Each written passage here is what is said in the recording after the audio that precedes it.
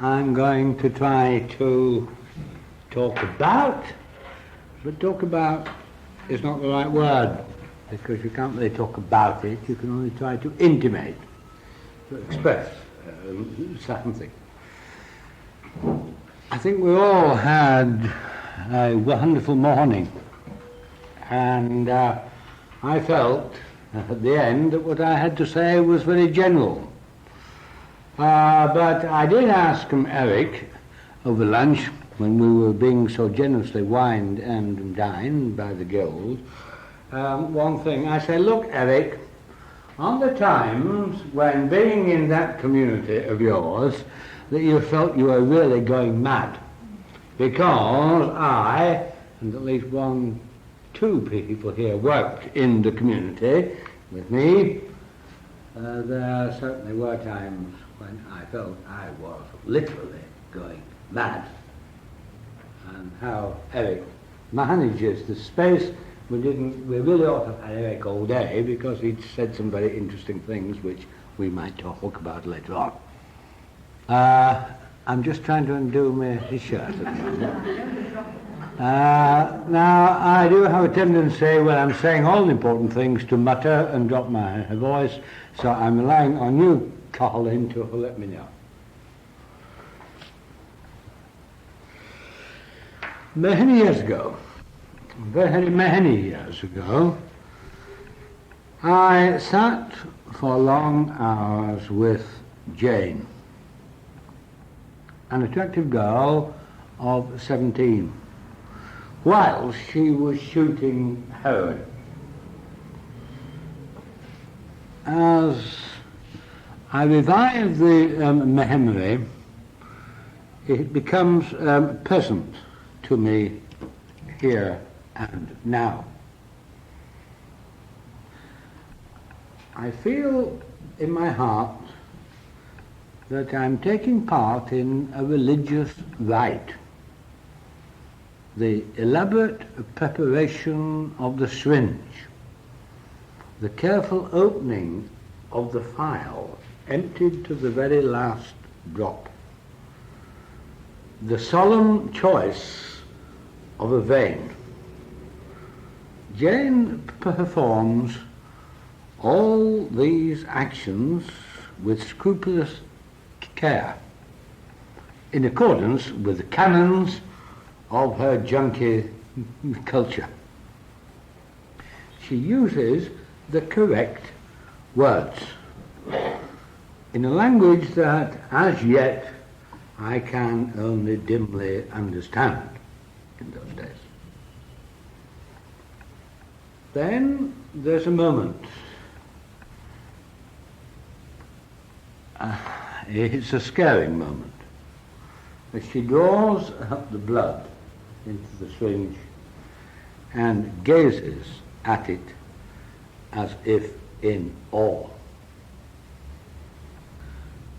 I'm strangely moved by the kind of numinous fear or terror that I have once or twice experienced in a Latin Mass, and indeed in an Anglican Mass just occasionally.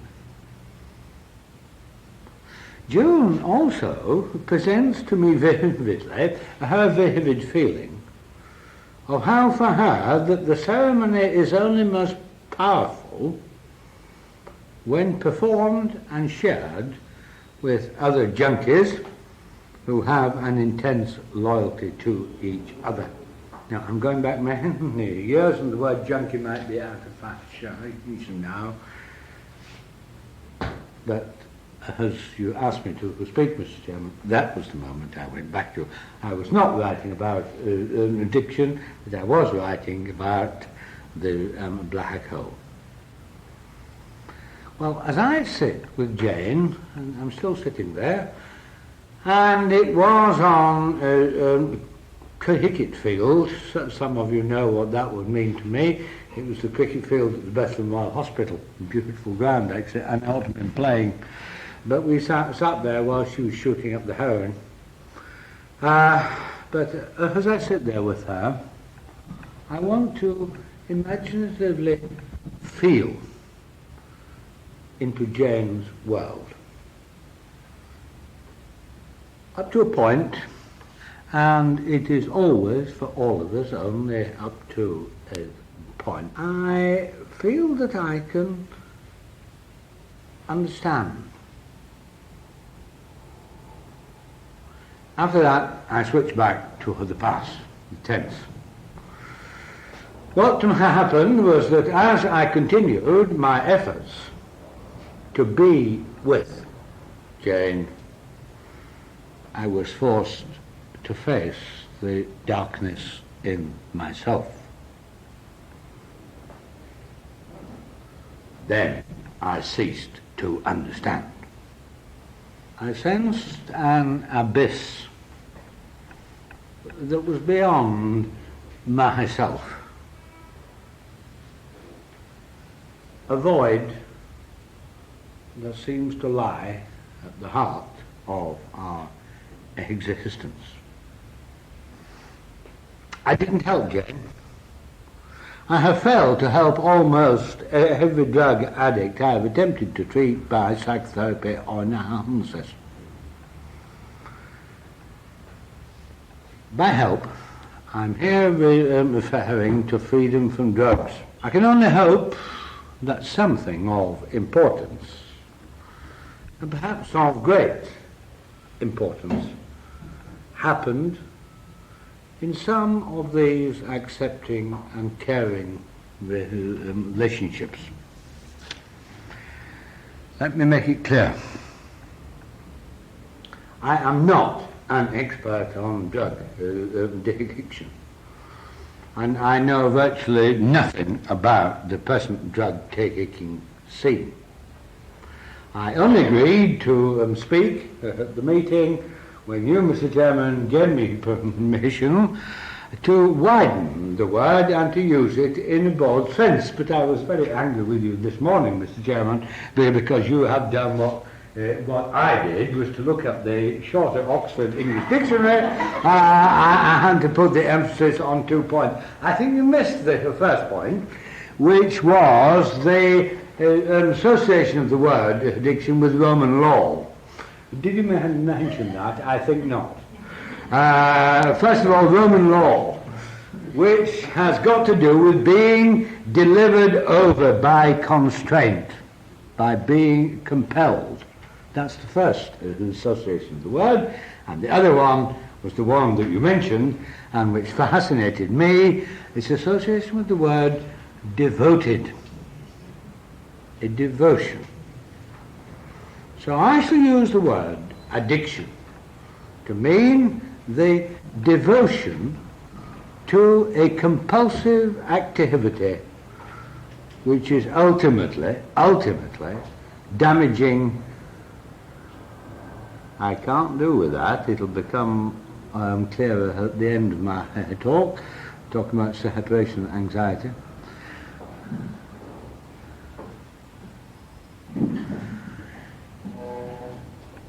Devotion to a compulsive activity which is ultimately damaging to the integrity of the self. Big words. I hope that just a few aspects of these words will become clearer as I develop my major theme. And what my major theme is us, you and me. Many, if not all of us, here are addicted in one way or another. I hope there are not too many of you who are addicted to sleep.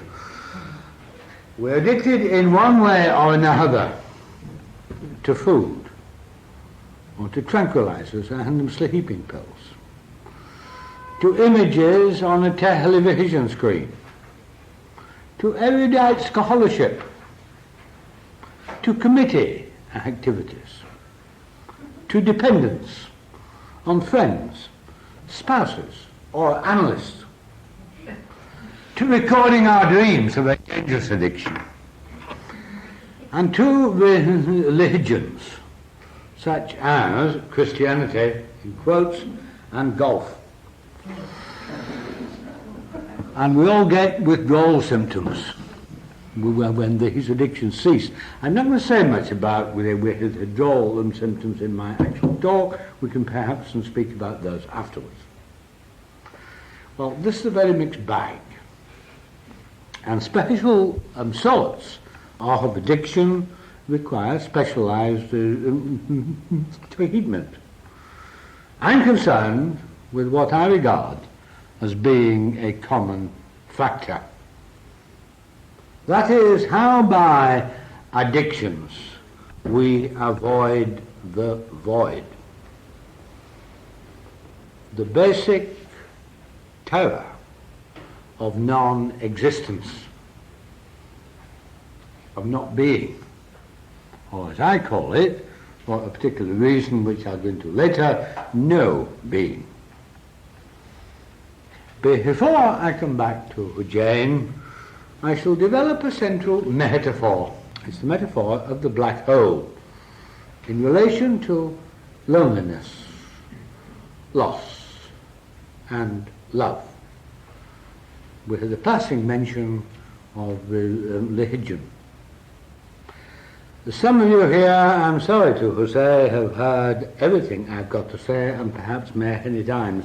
I repeat myself, as I think as we grow older, I know people need to tell stories, don't they? Over and over again, and we often think how boring. But what are people doing? Trying to make more sense of them, perhaps. To rewrite our autobiography. So I repeat myself in the hope of exploring with you just a little further, perhaps. Becoming just a fraction more free from those addictions which inhibit or destroy our lives as psychotherapists and as persons. I'm sorry that those of you with notes in front of you will find very little to write down, because what I'm trying to do is to convey more an atmosphere. Thomas Hardy is right. I quote him, "If way to the better there be, it exacts a full look at the worst." Hardy objected to being called a pessimist. Nobody can regard him as an optimist. I can't read Test of the D'Urbervilles right through. It's far too painful for me.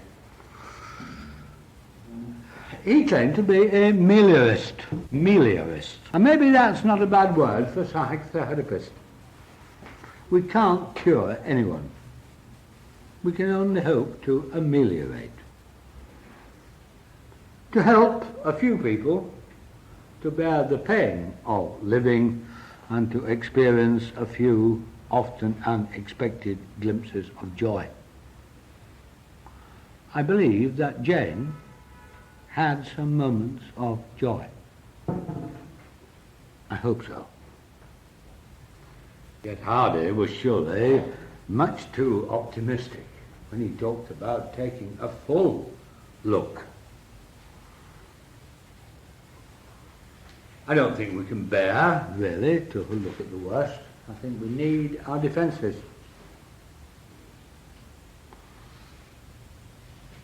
I go on. My title is taken from Joseph Conrad's novella, The Heart of Darkness. If I encourage some of you to read the book again, or indeed to read it for the first time, my journey has been worthwhile. I shall only give here one or two hints of the depths in the story which moved me. And this was at the time I was seeing Jane. I just say a bit about it. Marlowe tells the yarn. He's an honest, down-to-earth, quirky sailor. Conrad's alter ego. He believes himself to belong to a world of straightforward facts. And we're taken by him on a long twilight journey into the vast depths of 19th century Africa. Very hot, isn't it? No. We're confronted with the horrors of colonial exploitation, of Negro chain gangs, and of disease and starvation. But more disturbingly, we feel very small and very afraid in the mystery of an unknown immensity of earth, sky, and water. Our journey into the dark land is a venture into our own darkness. There we meet death. Marlowe is looking for a famous man who has disappeared. Kurtz is his name, Kurtz. A distinguished liberal, eloquent scholar who is studying conditions in Africa. He could be an analytical psychotherapist, actually, but he happens to be a sort of anthropologist. After a perilous journey, Marlowe finds Kurtz.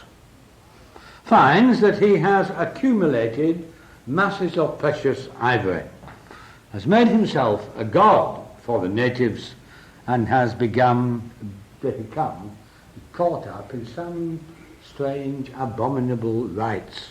Marlowe arrives, just get there, in time, to be in at the death, at Kurtz's death. Dying Kurtz talks.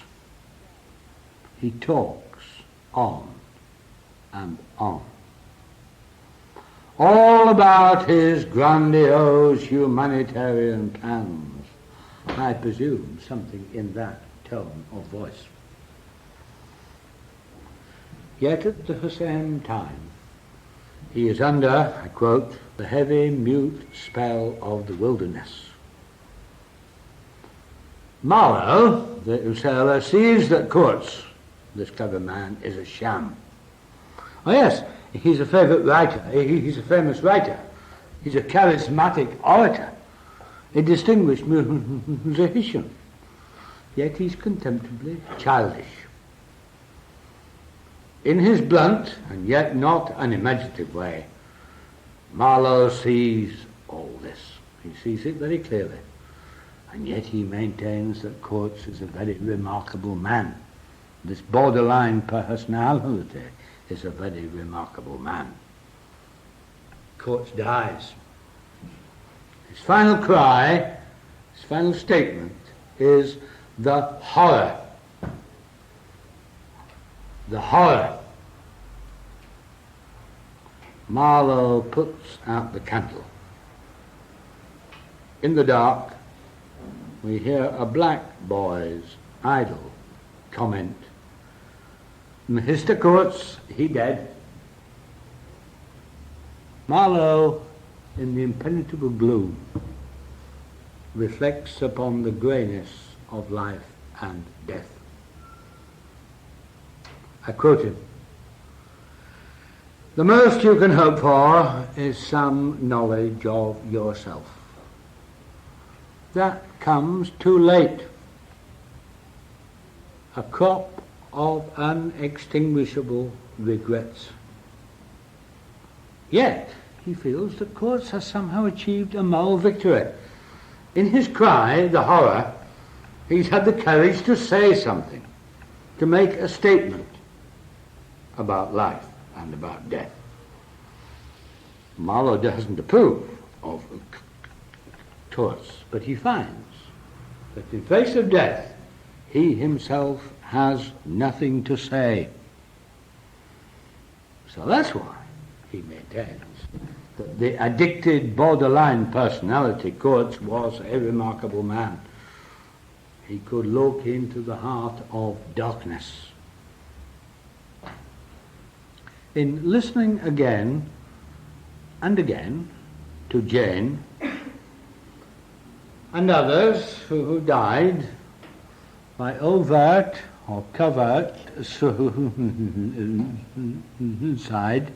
and Eric this morning was talking about suicide of drug addicts. I feel humble and can only quote once again Conrad via Mahalo. He says, he had something to say. Jane had something to say. He said it. Since I had peeped over the edge myself, I understood better the meaning of his stare, that could not see the candle, but was wide enough to penetrate all the hearts that beat in darkness. He had stepped over the edge, while I had been permitted to draw back my hesitating foot. Death can be a statement about our society and about our personal values. Conrad himself in a letter, himself a lonely seafarer, spoke to men in the hearts that beat in the darkness. I quote him. The mysteries of a universe made of drops of fire and clods of mud do not concern us in the least. The fate of a humanity condemned to perish from cold is not worth troubling about. If you take it to heart, it becomes an unendurable tragedy. If you believe in improvement, you must weep, for the attained perfection must end in cold, the darkness and silence. Yet Conrad went on writing. His pessimism was expressed in a deep concern for humanity, and he still hoped, I quote, for the solidarity that knits together the loneliness of innumerable hearts, which binds men to each other, which binds together all humanity. Right, Mr. Chairman, I finished with my literary interpolation now, which is a justification of my title. I'm going to say something about the black hole, because the black hole is a metaphor, and let me say, many of you who have heard me know that by a metaphor I mean what is real. What are the facts of life? I mean the so-called facts, or the objective facts, are not the most real things. But the black hole is a metaphor I have lived with. It's a personal one, but that's not to say that it's idiosyncratic, and I was very interested, and I might say pleased, by a recent stimulating paper in Harvest by a chap called Giles Clark, who I don't know, entitled A Black Hole in Psyche. And it suggests that my image might be relevant for others. Black holes are a concept of astronomy and physics. Physicists conceive of black holes in space. The holes draw all matter into them, and in doing so liberate a vast amount of energy. Energy can be creative or destructive, and the physicist John Taylor writes, black holes are dangerous. Once swallowed up by one, it would be impossible to escape from it. If there are any in the universe, and we've seen there's a high probability of this being so, they should be avoided like the plague. Yet he goes on to say that we can expect them to be sources of vast energy, the motive power of the universe, energy, which perhaps can be harnessed, but at a very great risk. When we had come back to Earth, we'll come back to Sarah, who's addicted by food. She almost died by refusing food. She was classified as a case of anorexia nervosa, but I don't know what that means. Her life was dominated by a compulsive preoccupation with eating. One, amongst many other themes, was not eating, a refusal of food, as a reaction against an impulse to gorge and go on gorging. Her addiction to her food involved in experiencing food as if it was charged. The word charge, of course, reminds us once more of the Mass, but charged with pleasurable excitement, and kept us something to look forward to. If you don't eat, food is always there, charged with the pleasure and the excitement. Many years now after ending formal analytical psychotherapy, her weight is normal, and she's now as apparently free from psychological symptoms as I am. That might not be saying much, but there it is. Yet, as indeed most people with a problem like this I have followed up to periods of 20 years, food remains a powerful symbol, and to some extent a defence, perhaps a necessary defence. And I've suggested already we've all got them and we need them. And Sarah writes of my black hole.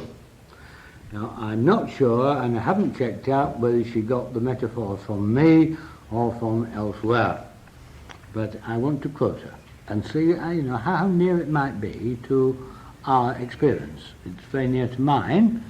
I wonder what it's like with yours.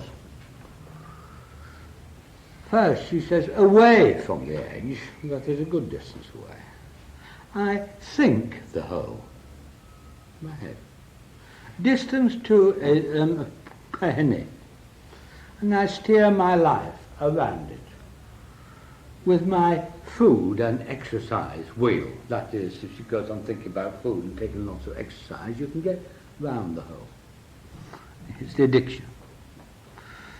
Laying aside these defences, I foresee boredom, loneliness, pointlessness. That's away from the edge. Now, at the edge, she gets closer, and I get closer. At the edge, I feel it.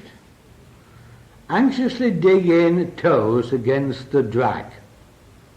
Sucked in by orgy or force feeding, that is sucked in by the feeling of orgy or force feeding.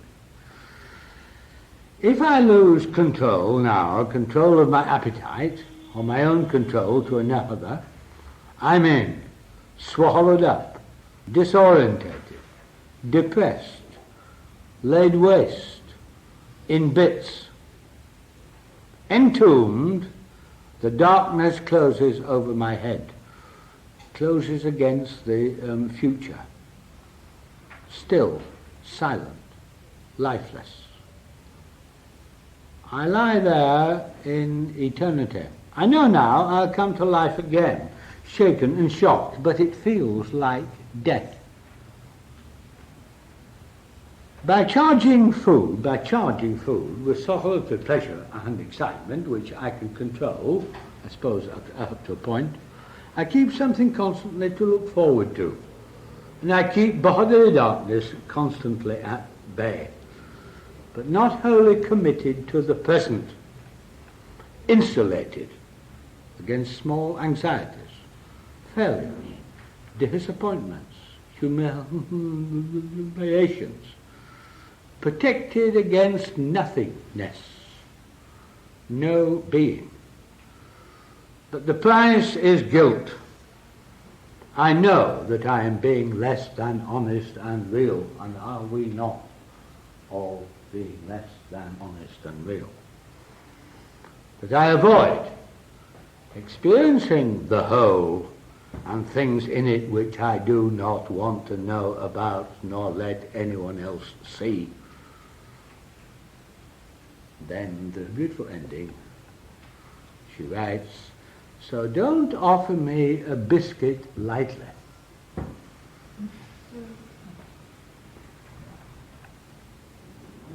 Okay? important. Now for all of us, many of these simple actions can be charged with so much. Well, when Giles Clark then refers to the black hole, as he does, as an archetypal symbol, my only jargon term, Mr. Chairman, this afternoon, I suppose he implies that it's a universal experience. He says he's uncertain, but he thinks perhaps it can never be integrated. I shall be more arrogant than he. I do not think that it can. I think the best we can all do is to live on the edge of the black hole. Kurtz was swallowed up. He stepped over the edge.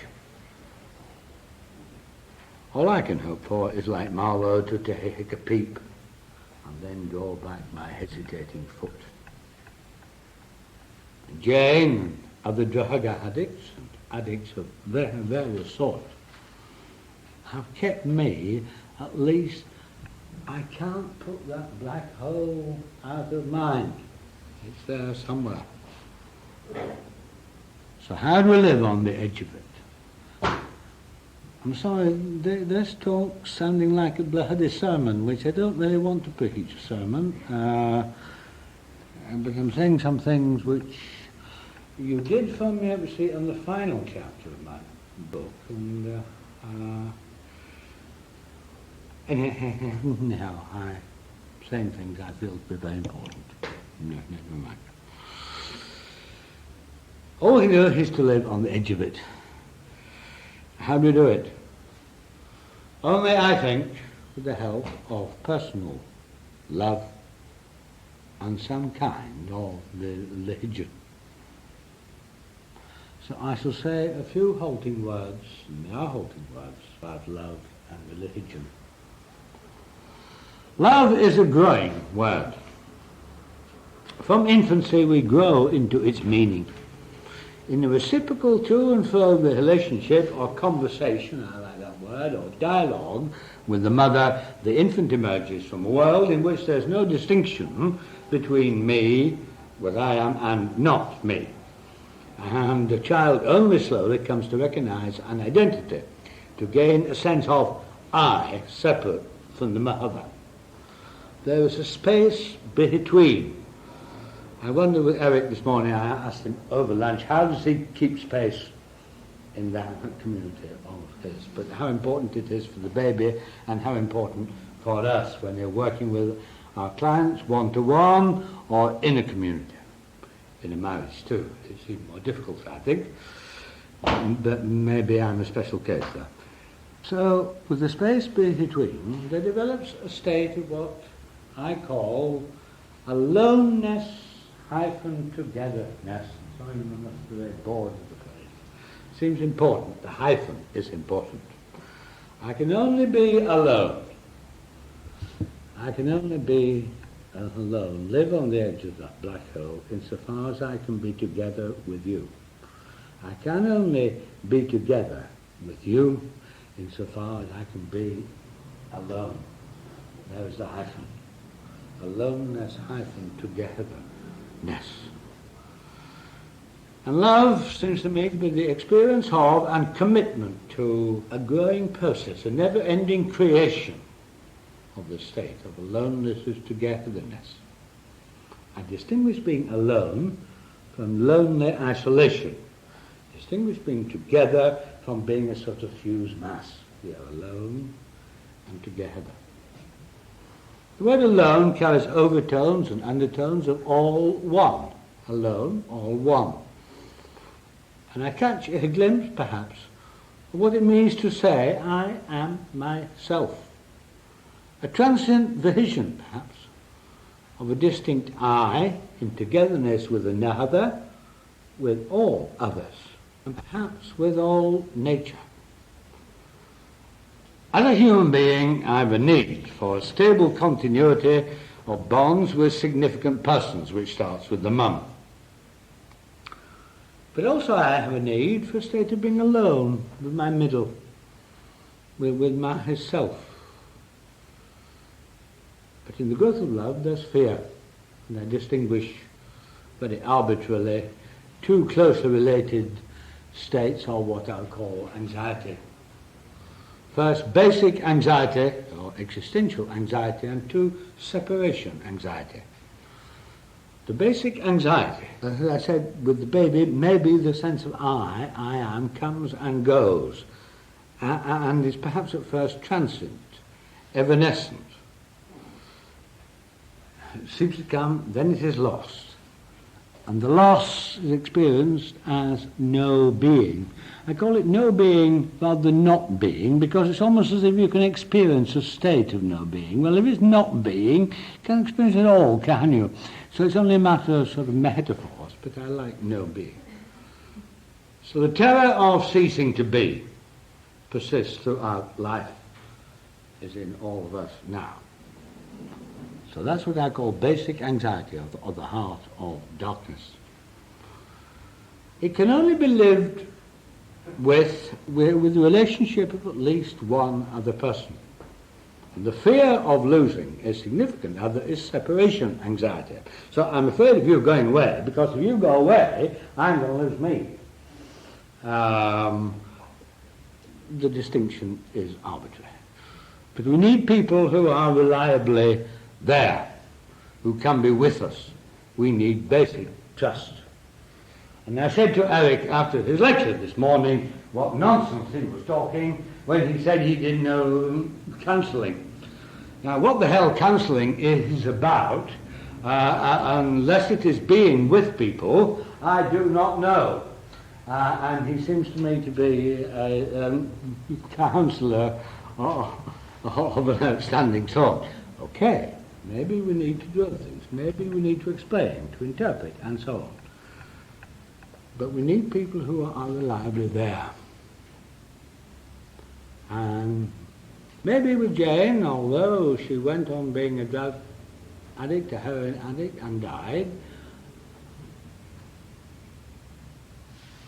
I hope I was there.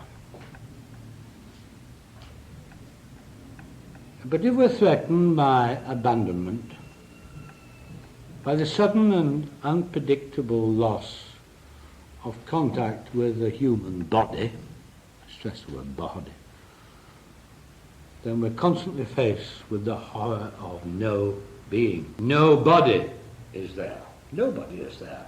No body is there.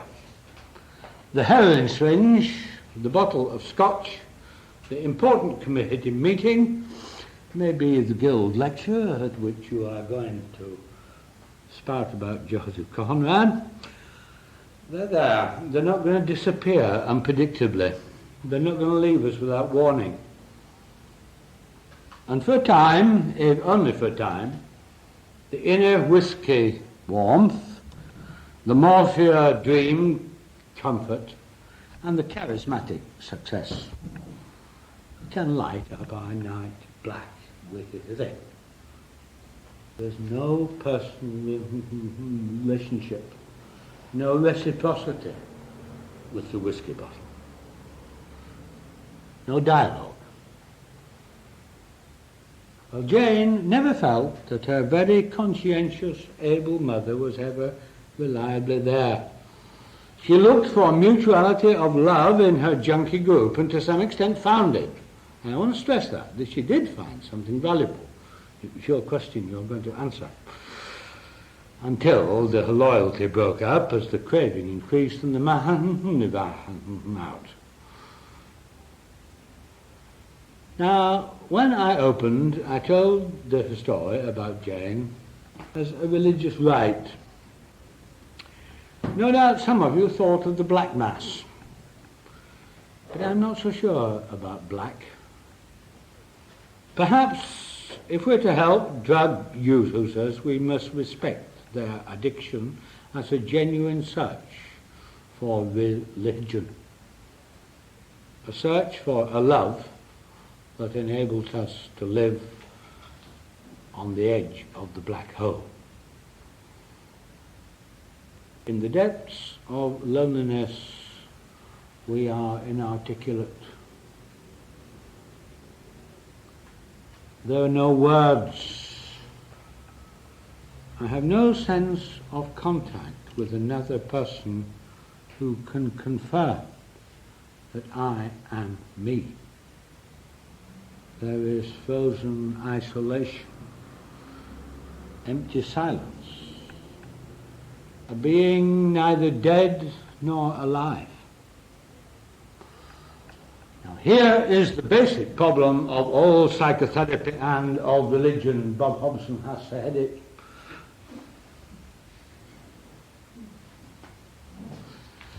I still think it's true, in spite of my tone of voice. That is, in the words of such a strange man as Bertrand Russell, how to penetrate to the core of loneliness in each person and speak to that. Clear that in this talk I'm not giving answers. But I am saying, I think, something which is important in treating drug addicts. I'm suggesting that we mustn't patronize.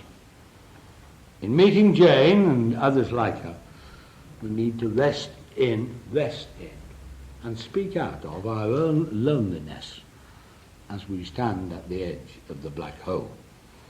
And we need to recognize our own fearful addictions and the devious ways in which we avoid the meaningless void of no being. Maybe the whole, and I've spoken it, I like the metaphor better than Conrad's pointlessness, there is energy for destruction or creation. And the painter Edward Munch writes in his journal, and I quote him, "My whole life," he says, "has been spent walking by the side of a bottomless chasm, jumping from stone to stone. Sometimes I try to leave my narrow path and join the swirling mainstream of life, but I always find myself drawn inexorably back to the chasm's edge. And there I shall walk until the day I finally fall into the abyss. For as long as I can remember, I have suffered from a deep feeling of anxiety, which I have tried to express in my art." And he ends, "Without anxiety and illness, I should have been like a ship without a rudder." Without anxiety and illness, I've almost finished. Without anxiety and illness, I should have been like a ship without a rudder. And the commentator Robert Hughes says of Munch, beautiful phrase, I think, "He tried with pessimistic tenderness to close the gap between self and other." The creative artist, perhaps like Munch, is in great peril, and we've only got to think of Samuel Coleridge, the opium taker, or Dylan Thomas, the alcoholic. But no less, to some extent, we are all artists in creating our lives, just as I believe, to some extent, we have all borderline personalities. Just do. And Jane's drug-taking at least gave some meaning to her life. How much better are our religions? I don't know how to speak to Jane. I only know that I respect her and share her problem. It's the impossible task of being a person alone and together in relationships. I'm not St. John of the Cross, who could feel the moving presence of God in the agony of the dark night. I hope Conrad is wrong about his bits of drops of fire and clouds of mud. I hope so. But I can never own the whole. I can never assimilate it. I can only hope to live with it. And hope to go on learning a bit more about love, which begins with changing nappies and exchanging looks and feeding babies, but grows in the space in between persons. And from that space, it seems to me, in between people, that's where a larger soul can arise. Our addictions, it seems to me, positively aim at, although they inhibit, aim at the awareness of a wider self, which is born in the space between us. I end with the verse many of you heard me quote so often from John Donne.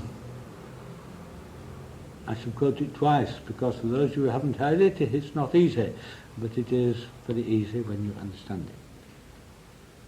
When love with one another so animates two souls, that larger soul, which thence doth flow, defects of loneliness controls. The animation, in and between, the life-giving, the animation of two souls, and in the space between is the larger soul. When love with one another so animates two souls, that abler soul which thence doth flow, defects of loneliness controls.